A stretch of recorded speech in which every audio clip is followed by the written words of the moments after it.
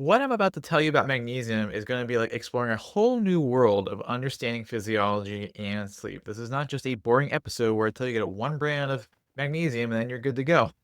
No, no, no. There's a lot of nuances you need to know about magnesium around sleep apnea and the physiology of it because research has shown people with sleep apnea are very deficient in magnesium, and also low magnesium is going to be associated with poor breathing. So that's why a lot of people reach for magnesium, but more often than not, people are using it incorrectly. They're taking it at the wrong time of the day, they're causing other mineral imbalances, and they're having poor magnesium selection or not able to match up their body's needs with the correct magnesium. So that's why today we're going to talk all about optimizing magnesium. We're going to talk about the best time of the day, how to balance those minerals, and the best magnesiums, which pretty sure is not a word. Pretty sure you can't pluralize that. But what I can tell you is that this is for educational purposes only, and always talk with your doctor. And then also subscribe. All right. Your doctor tells you to subscribe. Okay. That's probably not true. But one of the things that is true is that magnesium can have a really bad timing. And one thing that I'm always trying to tell people about is when you do something is just as important as what you do, including supplements. You have to consider what something does in your body and the needs you have in your body. So with sleep apnea, one of the things that you want to avoid is this right here. I'm not talking about like weird green stuff in your esophagus. I'm talking about acid reflux. And you don't need to have full blown GERD or LPR or any of that. You can just have plain old normal digestion. But if you're taking magnesium too late, you'll have stomach acid going up towards your esophagus and then leading to irritation in your airway. So, not good unless you want to sleep on one of these things for the rest of your life. So you want to be able to properly time your magnesium because what happens? There's really kind of twofold things with magnesium going on here. Number one is that magnesium relaxes things, which overall is great, but you don't want your lower esophageal sphincter, say that 3 times fast, you don't want that relaxing because if it's doing that at night, that acid washes up, not good. The other thing is that magnesium will actually make your stomach acid less potent. It'll be less strong. So it won't break your food down as fast. As a result, it'll get slower and stick around longer. So when you lay down at night, it'll cause this sort of issue. So one thing that's important is don't take magnesium too close to bed or with your last meal, as it's been known to cause those problems I talked about. Now, obviously, everyone's individual mileage will vary. I'm just giving you facts, and it's up to you what to do with that. Number two reason on the timing here is being a little bit too calm.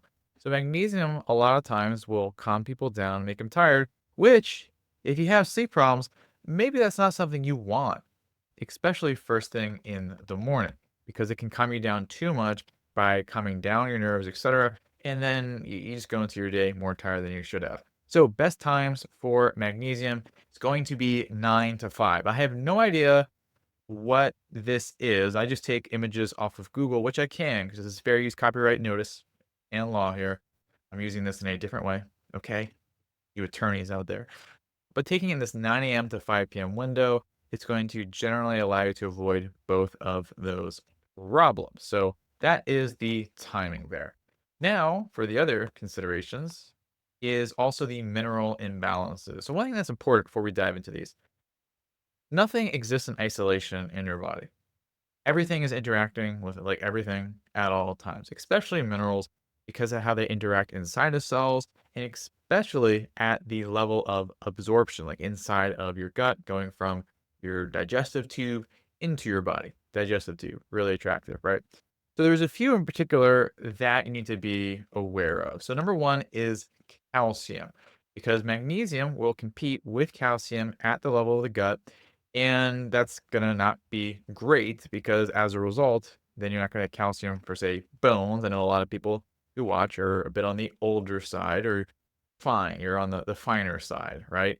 And one thing that's a big concern is osteoporosis or osteopenia. Well, if you're taking a supplement that's blocking calcium, might not be a good idea. And the other thing is that calcium is necessary for the contraction of muscles, especially muscles that are very slow and have this sort of smooth muscle like function, which are the ones in your throat. Sorry, that was kind of weird, right? Why is he petting himself on YouTube? But it is these muscles in here. So if you're a little bit lower on calcium, these muscles could potentially contract less. It's not good. We want them to be actionable and doing their things. In offsetting this, that's why it's important to separate the minerals in your diet. What I mean by that is you have magnesium like an hour away from a meal, and then your meal has calcium or something like that. So that's one way you can do it. Or another thing you can do, which I know some people say this, but it's not the best. What I just said was the best, but here's another way is that you can just include more calcium, but then you're gonna almost like reduce the absorption of magnesium, and then you're just less efficient with both minerals. You're gonna be more efficient if you just separate that. Number two is zinc. So same reason, they compete at the gut. You just take them separately from one another. So if you're taking zinc and magnesium supplementation, you want to separate those supplements from each other and then both of them from food just to maximize everything. I know, I wish it was easy, right? Wish there was just one super pill or one superfood. And then, of course, some zinc-rich foods. I'm not going to read to you. You're an adult. You can take a screenshot of this, and I'll put it in the guide later too. Then next is potassium. So this is a big one because oftentimes people sleep apnea. Many of them will have arrhythmias, like their heart skips some beats or it just beats in the wrong rhythm a very long time, or you're on some other cardiac medications. So when something messes around or alters potassium in your system, it can cause a big deal because potassium is the one electrolyte that arguably regulates the electrical activity in your heart the most. So if you throw that off with magnesium, not a great idea.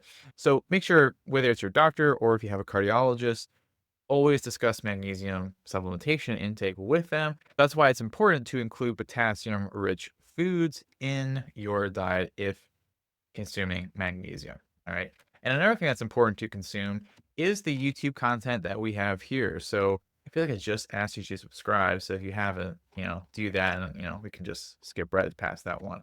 I put it on there like when I make the whiteboard to remind myself, but sometimes get it wrong here. Speaking of getting it wrong speaking of getting it wrong is this table, bad versus good magnesium. And that was a great segue if I say so myself. So there's some magnesiums that their absorption is almost laughable. It's just awful. Like the magnesium should just be like hand chalk at a gym. Like it really doesn't absorb well. And oftentimes it is the magnesium people buy. So if it's the magnesium you have, you want to go grab your bottle and just check it with this chart. It's okay. You learn, you live, you move on. It's great. And then you upgrade. But of course, I'm not just going to stick you with a chart that you could have found for yourself. I'm going to help you explain what physiological parameters would help match up with different types of magnesium. Sound great. So let's bash some things first. Sorry. Oxide, citrate, carbonate. Thumbs down in terms of ingestion. I mean, magnesium, is it oxide? I think that's the hand chalk at the gym. That's pretty good, but obviously not going to be great at increasing levels in your body. And magnesium sulfate, yeah, you can use it with muscle aches, etc. I think this is the one with magnesium baths, but I wouldn't eat that. And then we're left with these four. Now they're so great. How do you pick which one? Well, maybe it would help if you knew the difference in how these have different physiological effects. Shall we? So magnesium glycinate. I just can't give you the answer there. Magnesium glycinate. So this molecule here, well, basically all these molecules, there'll be like a molecule, like glycinate, taurate, threonate, malate, and it's attached to magnesium. Okay, they're like friends. They're there. And the molecule that comes with it will have a different physiological effect. So glycinate, this will actually help calm your nerves down even further to help fall asleep faster. So if that's a goal of yours, might be a good idea, right? Or if you want to relax more in the evening, might be a good idea. Or if you're taking that already, maybe not take it in the morning because that's going to cause more of a calming effect. Threonate, where is that one?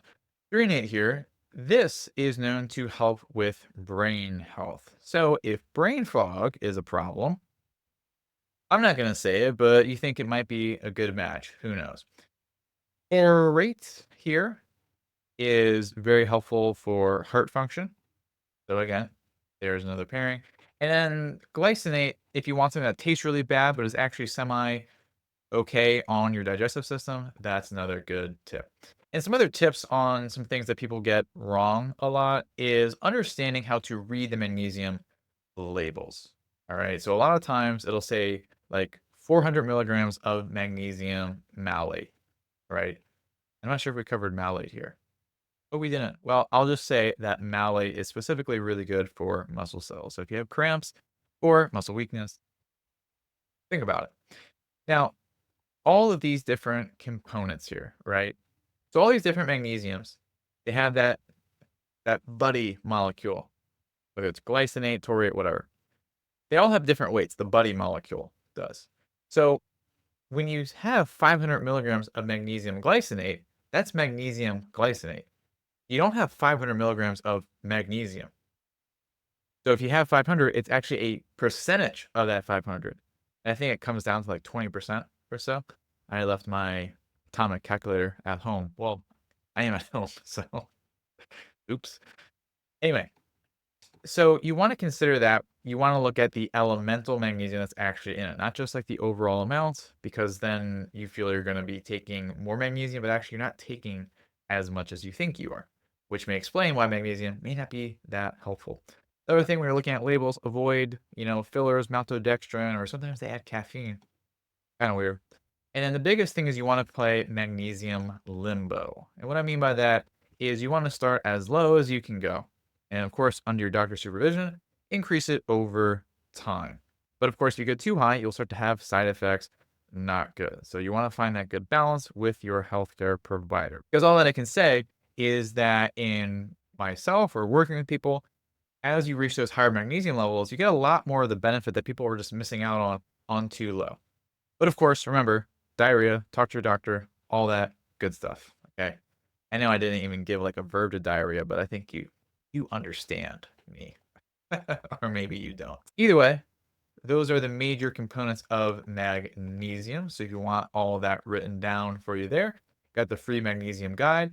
And of course, if you want to learn more about correcting your breathing and make it nice and smooth and slow so your airway stays open and you're feeling good and sleeping and all that, you get the sleep apnea reset protocol workshop where it walks you through just that, takes you through a few exercises to show you how to create your own breathing protocol, and you get a nice workbook so you can just follow along, and then you just watch the exercise step-by-step videos, and then you're good to go. Well, I mean, you do have to do the breathing exercises, okay?